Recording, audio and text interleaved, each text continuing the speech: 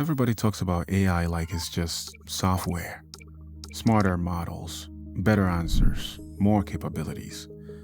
But behind all of that, there's something most people never really see.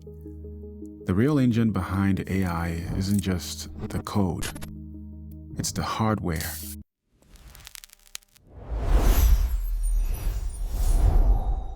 Welcome to Midnight Deep Tech, where we break down the future after the headlines. No hype, just what's real and what it might mean for everyday life. Today we're looking at the hidden foundation behind modern AI. Every time you ask an AI a question, generate an image, or run a model, there are specialized chips working hard in the background, handling an enormous amount of computation. Think of it like this: the software is the brain, but the chips are the muscle.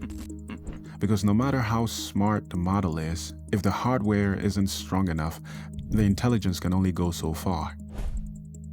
That's a big part of why companies like NVIDIA have become so important.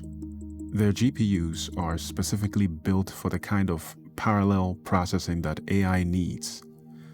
And it's not just NVIDIA. Google, AMD, and others are all racing to build better chips for the next generation of AI, because the demand for compute is growing extremely fast. Now, there are really two sides to this: training and inference. Training is when the AI learns. This is where massive amounts of data get processed, patterns are discovered, and the model is built. Training a frontier model today can cost anywhere from $80 million to over $100 million in compute alone. Some of the largest models are now using more than 10 to the power 25 floating point operations. That's an almost unimaginable amount of calculation.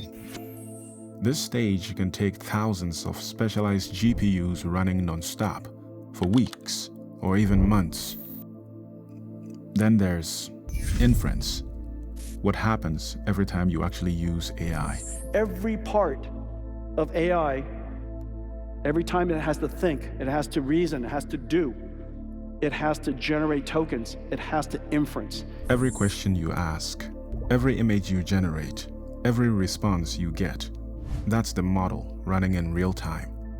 And when millions of people are using it at once, that also requires serious computing power. Now here's the interesting part. For a long time, most of the compute was spent on training, but that's changing fast.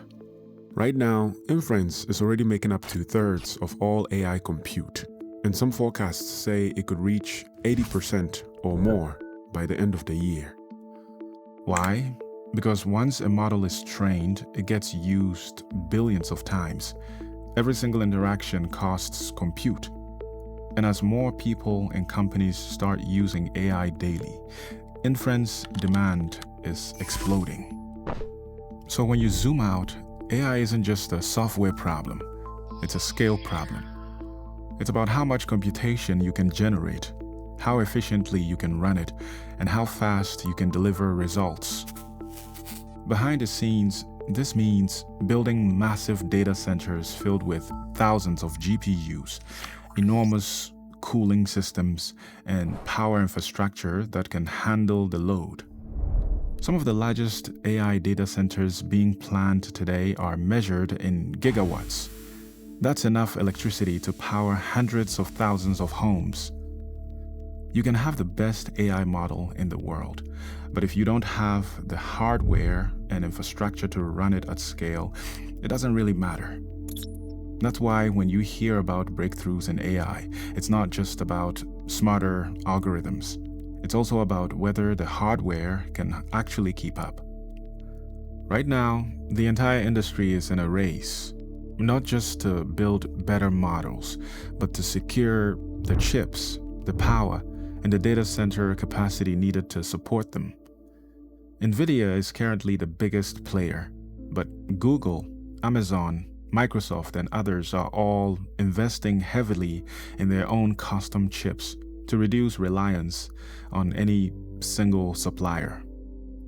In many ways, the future of AI isn't just being written in code. It's being built in silicon.